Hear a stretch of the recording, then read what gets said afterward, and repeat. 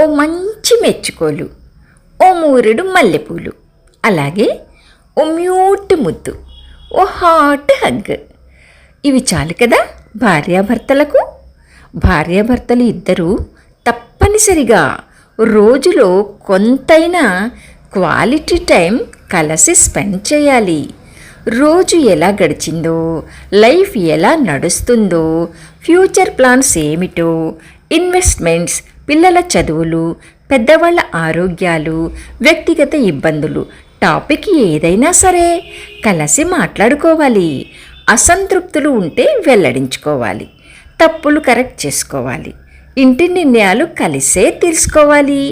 సమస్యలు ఏవైనా ఇద్దరూ చర్చించుకొని సాల్వ్ చేసుకుంటూ తమ ఇంటిని, జీవితాన్ని కలిసి దిద్దుకోవాలి. వారంలో 2-3 సార్లైనా ఫిజికల్గా, ఎమోషనల్గా కనెక్ట్ అవ్వాలి. ఎవరో బయటి వాళ్ళు బాగున్నారు అంటేనే హ్యాపీగా ఫీల్ అవుతాం కదా.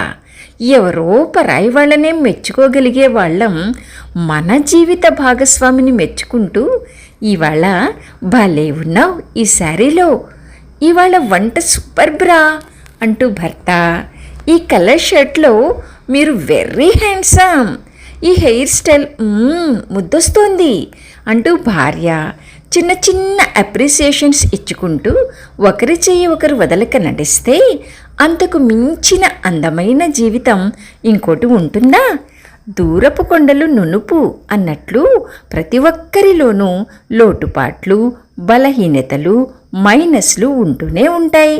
అందుకే ముందు మన అనుకోగలిగే మన వాళ్ళ గురించి పట్టించుకుంటుంటే, కొంచెం కేర్, ఇంకొంచెం ఎఫర్ట్ పెడితే మన వాకిట్లో రోజు ఇష్టంగా నీళ్లు పోసి పెంచుకున్న మల్లెతీగ విరబోయక మానుతుందా?